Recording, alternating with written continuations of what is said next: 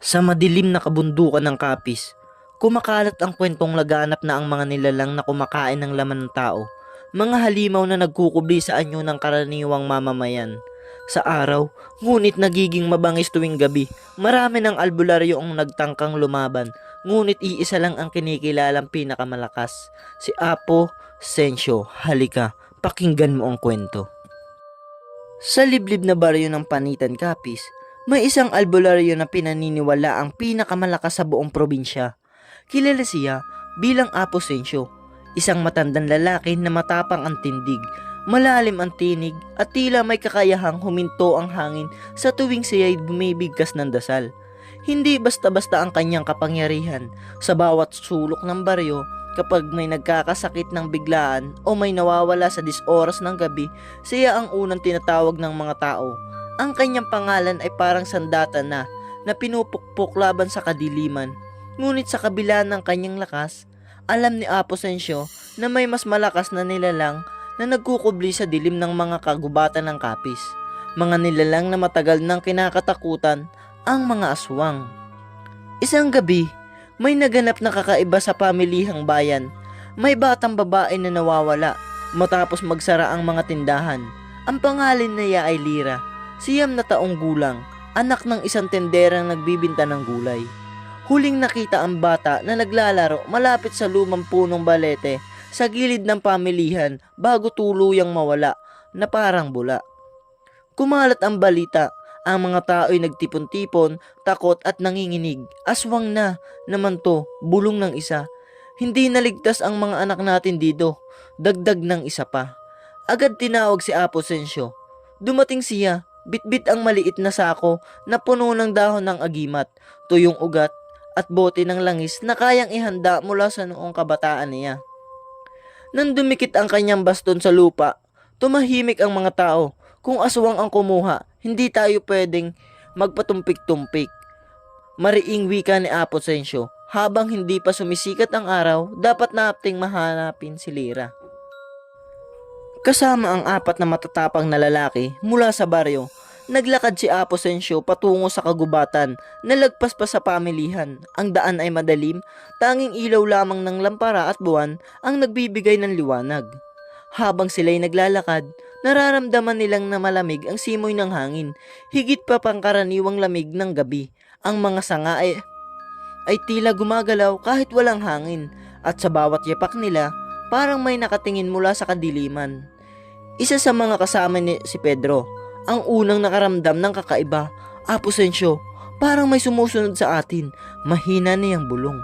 Huminto ang matanda at pinikit ang mata. Binuksan niya ang isang maliit na bote ng langis at pinahid sa kanyang noo. Hindi tayo nag-iisa, ani niya, ngunit huwag kayong matakot. Hanggat kasama ninyo ako, hindi tayo bibigay.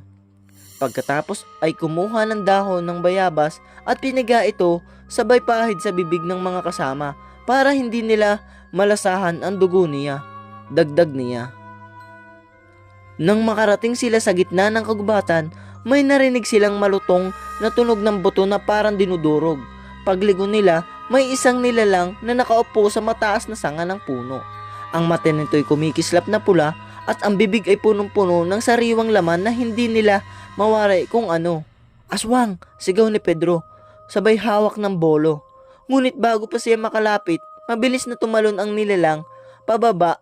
Ang tunog ng kanyang pagbabay parang isang malaking bato ang bumagsak sa lupa. Ang anyo nito'y mahaba ang kuko, mahigpit ang pangangatawan at balat ay kulay abo na parang sinunog. Ngumisi ito, nagpakita ng matutulis na ngipin. Hindi ninyo mababawi ang bata, bulong nito na parang hangin na dumaan sa tenga. Ngunit matapang na humarap si Apo Sensyo. Sa ngalan ng liwanag, hindi ka makakalapit sa amin. Sabay saboy ng pinulbos na tuyong dahon ng badaba. Nang dumikit iyon sa balat ng aswang, nagliyab ito at nag-iwan ng itim na marka. Sumigaw sa sakit ang nilalang, sabay umatras. Ngunit alam ng lahat, hindi iyon ang huli. Patuloy silang naglakad, ngunit sa bawat kanto ng kagubatan ay may naririnig silang kakaibang ungol, tila nagmumula sa iba't ibang direksyon. Hindi lamang iisang aswang ang kalaban nila, marami. Ang mga mata ng asama ay puno ng takot, ngunit sa Apo Sensyo, hindi natinag.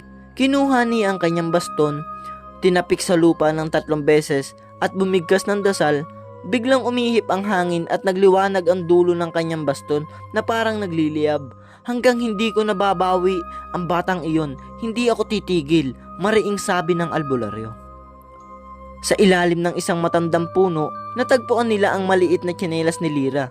May bakas din ng dugo na patungo sa mas malalim na bahagi ng kagumatan. Lumuhod si Aposensyo at hinaplos ang lupa. Buhay pa siya, ani niya. Ngunit mabilis na nauubos ang oras natin. Kapag sumikat ang araw at hindi natin siya natagpuan, magiging isa na siya naganap sa kanila. Tumindig ang matanda at tinignan ang mga kasama. Handa na ba kayo? Tahimik, ngunit sabay-sabay silang tumango. Habang sinusundo nila ang bakas ng dugo, biglang narinig nila ang matinis na sigaw ng bata. Tulong! Parang binuhusan ng malamig na tubig ang lahat. Mabilis silang kumuripas ng takbo papunta sa pinagmulan ng sigaw. Ngunit sa bawat hakbang nila, mas magiging malabo ang daan. Mas siksik ang mga puno at mas matindi ang pinakaramdam na parang pinapiligiran sila ng mga matang gutom. Hanggang sa makarating sila sa isang malawak na clearing sa gitna ng kagubatan.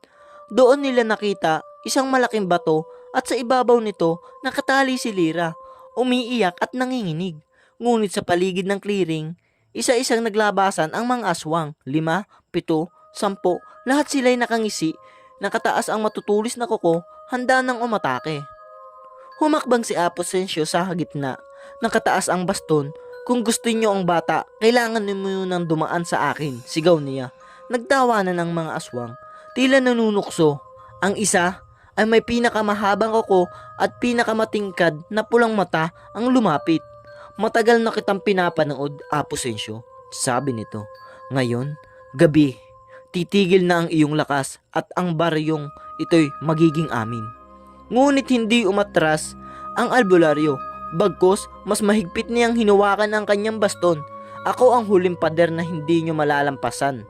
At sa isang iglap, sabay-sabay na sumugod ang mga aswang. Sabay-sabay na dumaluyong ang mga aswang mula sa dilim ng kagubatan. Ang kanilang mga mata ay nagliliib sa gutom at ang kanilang mga kukoy kumikislap sa ilalim ng liwanag ng buwan. Ang kanilang mga hiyaw ay umalingaw-ngaw sa buong paligid, tila musika ng kapahamakan. Ngunit hindi natinag si Aposensyo. Itinuro niya ang baston sa lupa at malakas na binigkas ang dasal na nakaukit pa sa lumang aklat na minana niya mula sa kanyang ama. Ang dulo ng baston ay biglang nanigas parang apoy. Hindi ordinaryo, bagkus apoy na nagmumula sa sinapupunan ng lupa. Mga nilalang ng dilim, sigaw ni Aposensyo. Hanggat ako'y nakatindig, hindi niyo mahahawakan ang batang iyan. Unang sumugod ang 3 aswang, mabilis na parang hangin. Ang isa'y tumalon ng mataas, ang dalawa'y gumapang sa lupa na parang mabangis na hayop. Ngunit sa mismong pagtama nila, itinapon ni Aposensyo ang pulbos mula sa pinatuyong dahon ng tuba-tuba. Pagdampi ng pulbos, nagsisigaw ang mga aswang. Parang sinusunog mula sa loob. Gumulong sila sa lupa, pero hindi tuluyang nawala. Nanghihina lamang sila. Gumagapang, nagbabantang muli. Hindi pa sila tapos, bulong ni Pedro. Nanginginig habang hawak ang kanyang bolo. Ngunit tumayo si Aposensyo. Hindi inalis ang tingin sa paligid. Maghanda kayo, hihigop sila ng lakas mula sa isa't isa. Mula sa mga puno, bumaba ang pinakamalaki sa kanila. Isang aswang na halos doble ang laki ng tao. Balot ng kaliskis ang braso at ang mga matay mas maliwanag kaysa sa iba. Siya ang kanilang pinuno. Matagal na kitang inaasam, Aposensyo. Ang tinig nito'y garalgal, parang galawang tinig na pinagsama. Maraming albularyo ang bumagsak sa harap ko. Ngunit ikaw ang pinakamatamis na tagumpay. Ngumisi si Aposensyo. Kung tunay kang hari ng inyong lahi, bakit kailangan mo pang 10 para lang sumugod? Umalingaw-ngaw ang halakhak ng pinuno. Dahil ngayong gabi, hindi ko lang gustong manalo. Gusto kitang punitin sa harap ng iyong mga kasama. Muli, silang sumugod. 4 na aswang ang nagtagpo ng lakas at sabay umatake mula sa apat na direksyon. Itinaas ni Aposensyo ang kanyang baston at umikot sa himpapawid. Nagbuhos ng apoy na hugis bilog. Nang tumama ang mga aswang, nagbangga sila sa nag-aapoy na hangganan. Ang kanilang balat ay nasunog, ngunit patuloy silang sumisigaw at pilit na pumapasok. Ang kanilang mga kuko ay kumikiskis sa liwanag na parang bakal na bato. Habang abala si Aposensyo, lumapit ang pinuno sa batang si Dira. Ang mga kasama ay sumisigaw, "Apo, ang bata." Sa bilis ng kanyang galaw, pinukpok ni Aposensyo ang lupa gamit ang baston. Lumabas ang mga ugat ng punong nakabaon, gumapang sa bato at binalot ang katawan ng bata. Hindi upang saktan, kundi upang protektahan siya. Hindi niya siya makukuha, muling sigaw ng albularyo. Habang nakikipaglaban si Aposensyo, isa sa mga kasama niyang lalaki, si Pedro, ay nahatak ng isang aswang sa gilid ng clearing. Narinig nilang sumigaw siya, "Tulungan ninyo ako." Mabilis na lumingon ang isa pa, si Tomas, at tinaga ang aswang gamit ang bolo. Tumama ito sa balikat ng halimaw, ngunit sa halip na tumumba, lalo itong nanggitngit at sinunggaban si Tomas. Sa isang iglap, parehong nahulog sina Pedro at Tomas sa ilalim ng mga matatalim na kuko. Ang dalawang pangnatira nag-atrasan, nanginginig sa takot. "Wala tayong laban dito," iyak ng isa. Ngunit narinig ni Aposensyo, "Kapag umatras kayo, hindi lang sila ang mawawala. Lahat ng anak sa albularyo ang isusunod nila." Nagsimulang manghina si Aposensyo. Ang apoy sa kanyang baston ay kumikislap, tila nauubusan ng lakas. Ramdam niya ang bigat ng gabi, para libo-libong kamay na pilit siyang hinihila pababa. Ang pinunong aswang ay lumapit, ngumisi at nagpakawala ng hiyaw na nakakabingi. Kasabay noon, ang mga natitirang aswang ay muling sumugod, mas magbangis, mas gutom. Alam ni Aposensyo na ito na ang sandaling magpapasaya kung mabubuhay sila o hindi. Mabilis niyang binuksan ang isang bote mula sa kanyang sako. Langis na may pinaghalong durog na buto ng paniki at dagta ng kamagong. Inihagis niya ito sa lupa at nagliyab agad na parang apoy na sumabog. Natamaan ng tatlong aswang, nagsisigaw sila. Gumulong-gulong sa lupa hanggang hindi na muling makabangon, ngunit ang pinuno'y hindi natinag. Nagkatitigan ng dalawa, ang pinakamatinding albularyo ng Kapis at ang pinuno ng mga aswang. Sa isang iglap, parehong sumugod. Ang baston ni Aposensio'y kumikislap sa liwanag, samantalang ang mga kuko ng pinuno'y kumikintab na parang talim ng espada. Nagtagpo ang kanilang mga persa sa gitna ng clearing, isang pagsabog ng liwanag at dilim. Napaatras ang mga natitirang aswang, ngunit hindi umalis. Pinapanood nila ang nag-aabang kung sino ang babagsak. Ang bawat suntok ng baston ay sinasalubong ng matalim na kuko. Ang bawat dasal ni Aposensio ay tinutumbasan ng hiyaw na nagpapakilabot mula sa pinuno. Ang lupa'y umuuga sa bawat tama at ang hangin na parang humihiyaw kasama nila. Ngunit kahit gaano kalakas si Aposensio, ramdam niyang nababawasan ang kanyang lakas. Ang kanyang bisig ay mabigat at ang kanyang hiningay mabilis, samantalang ang pinuno, bagamat sugatan, ay tila lalo pang lumalakas. Hanggang sa isang iglap, nahawakan ng pinuno ang kanyang baston at itinapon ito palayo. Napaatras si Aposensio, nawala ng sandata, natahimik ang buong paligid. Ang natitirang mga kasama'y sumigaw, "Apo, tumakbo na tayo." Ngunit hindi umatras. Bagkos, iningangat niya ang kanyang kamay at mula sa kanyang dibdib ay kinuha ang maliit na sisidlan na katali sa kanyang leeg. May lamang pulbos ng buhok ng tikbalang at balat ng ahas, isang huling agimat na hindi niya pa nagagamit kailanman. "Kung ito na ang huling gabi ko," bulong niya, "sisiguraduhin kong hindi kayo makakabalik." Inihagis niya ang pulbos sa hangin, sabay bigkas ng dasal na mas malakas pa sa dati. Ang pulbos ay naging alo ng liwanag at tumama sa pinuno. Napaatras ang nilalang, nagsisisigaw sa sakit at unti-unting naglalagas ang kanyang balat na parang natutunaw na apoy. Ngunit bago tuloy ang mahulog, sumugod ang isa pang aswang at sinunggaban si Aposensio mula sa likod. Natumba ang albularyo, duguan, habang ang pinunong aswang ay nakaluhod. Pilit bumabangon sa kabila ng sugat. Ang mga natitirang aswang ay unti-unting lumalapit. Muli nakangisi sabik na tapusin ang laban. Ang batang si Liray patuloy na umiiyak. Nakatali pa rin sa ibabaw ng bato. At sa katahimikan ng clearing, narinig nila ang tinig ni Aposensyo. Mahina ngunit matatag. Hanggat may hininga pa ako, hindi ko kayo hahayaang manalo. At sa kanyang huling lakas, sinimulan niyang ipunin kapangyarihan mula sa lupa, mula sa mga punong nakapalibot, mula sa mismong hangin ng kagubatan. Ngunit, sapat ba ito laban sa dami ng kaaway? Duguan at hingal na hingal si Aposensyo.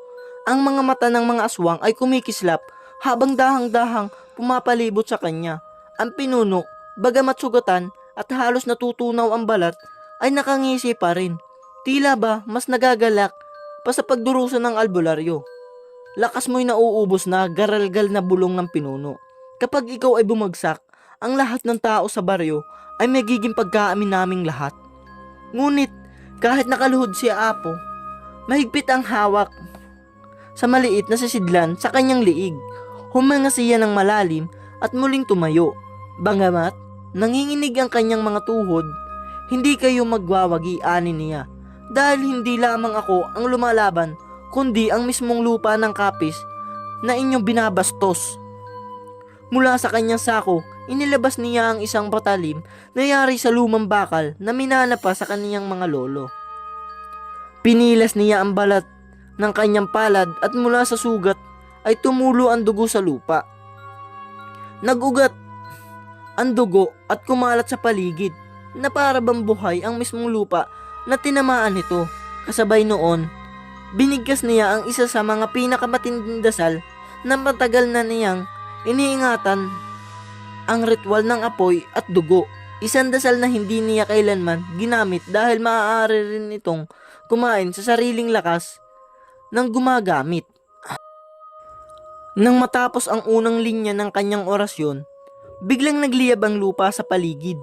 Ang apoy ay hindi karaniwang apoy, kulay bughaw ito, malamig sa tao, ngunit naglalagablab sa balat ng mga aswang. Nagsisigaw ang tatlong nilalang na pinakamalapit kay Aposensyo. Ang kanilang mga balat ay nagbitak, ang kanilang laman ay tila naglalagas na parang sinunog na papel. Ang mga natitira ay umatras, ngunit hindi sila tuluyang umalis. Lalo silang nagngangit-ngit, nakatanaw sa albularyo na para bang isang hayop na sugatan, ngunit lalong nagiging mabangis. Ngunit ang pinuno ng mga aswang ay hindi natitinag. Lumapit siya, ang kanyang katawan ay halos nagbabaga sa galit. Maaari mong sunugin ang aking mga kasamahan, sabi nito. Ngunit hindi mo ako matitinag. Sa isang iglap, umatake siya, mabilis at malakas.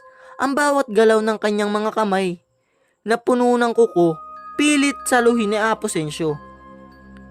Gamit ang baston na bumalik sa kanyang kamay matapos niyang tawagin ito. Nagtagpo na naman ang kanilang persa. Bawat hampas ng baston ay tinutumbasan ng matatalim na saksak ng kuko. Ang tunog ng kanilang hangganan ay parang kulog na pumutok sa mismong gitna ng kagubatan. Ngunit kahit sugutan, may apoy na bumabalot ngayon sa buong katawan ni Aposensyo. Apoy na asol, apoy na hindi tumitigil.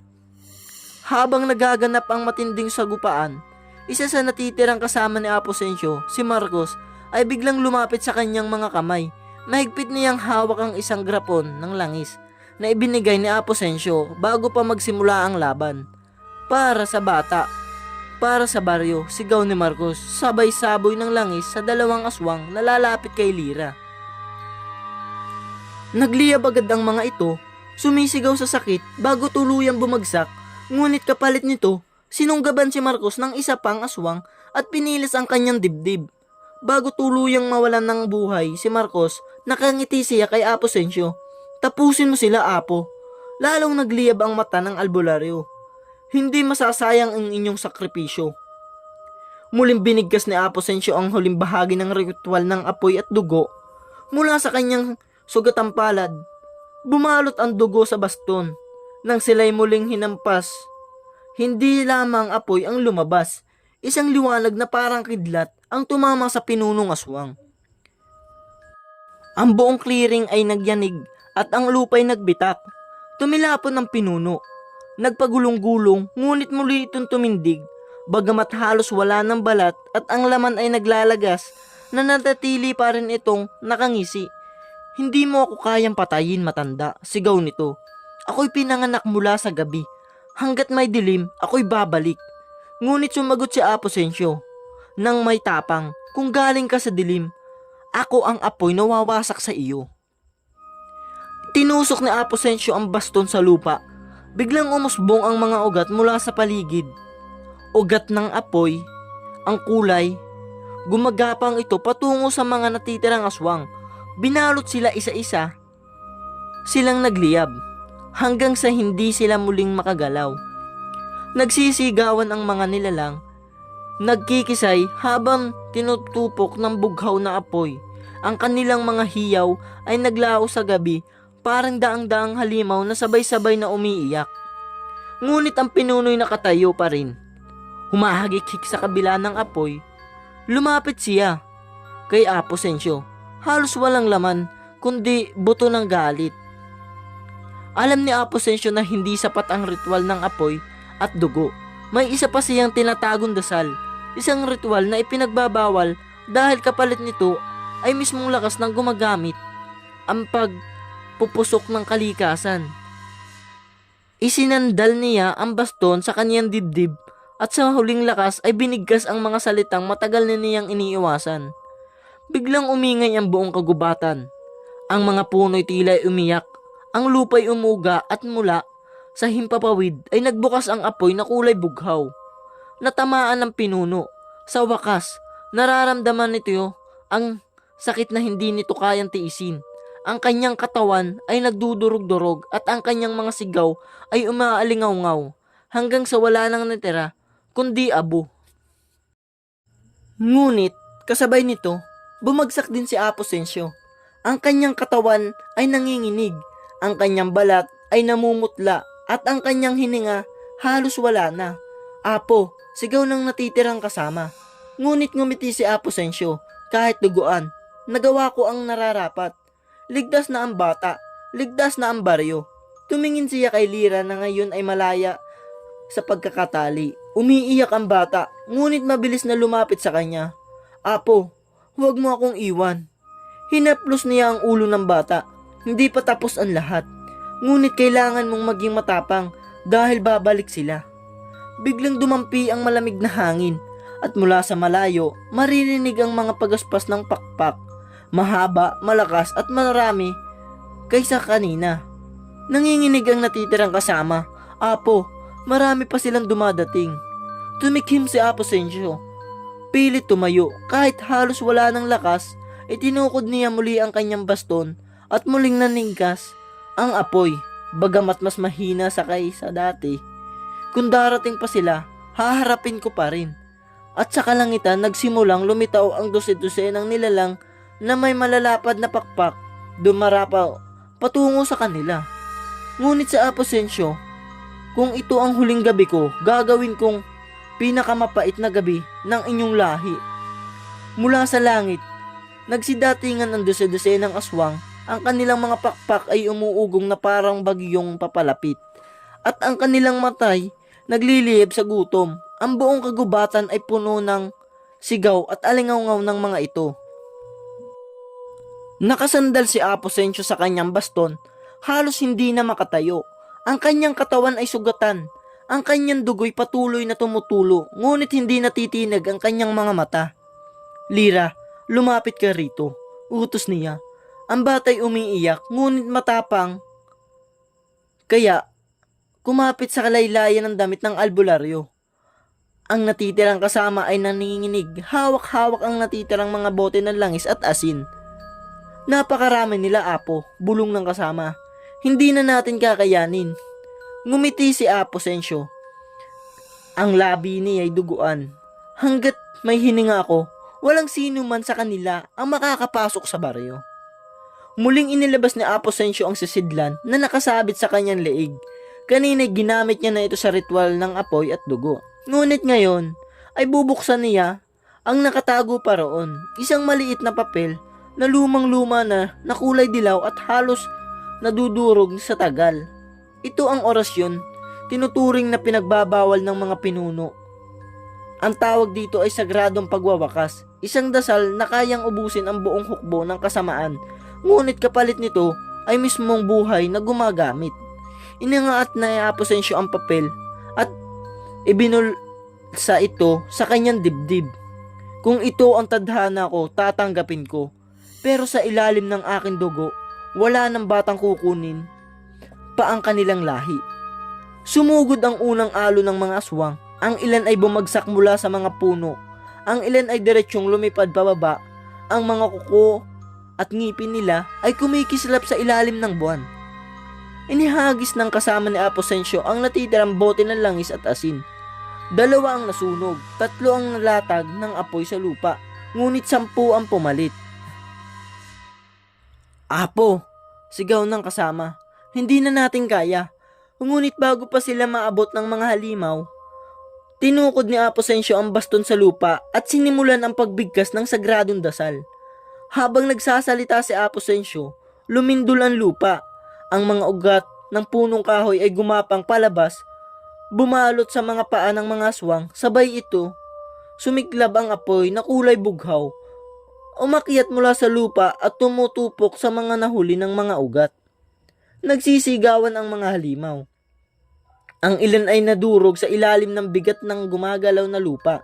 Ang iba namay natusna bago makalapit, ngunit hindi pa ito sapat. Ang hukbo ay mas marami kaysa kanina at patuloy silang lumulusob. Dumugo ang iyong ilong, Aposensyo, habang patuloy ang kanyang dasal. Ramdam niya ang unti-unting pagkawala ng kanyang lakas, ngunit hindi siya tumigil.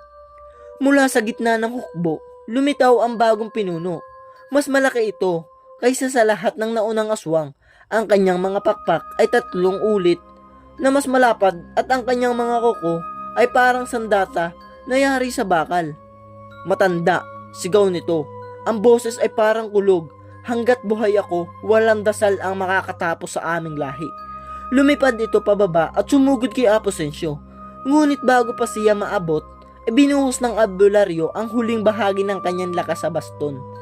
Nabiyak ang lupa at lumabas ang isang dalubhahang haligi ng bughaw na apoy. Tinamaan ng pinuno at nagpagulong-gulong dito sa lupa, ngunit agad itong bumangon, humagikik sa galit.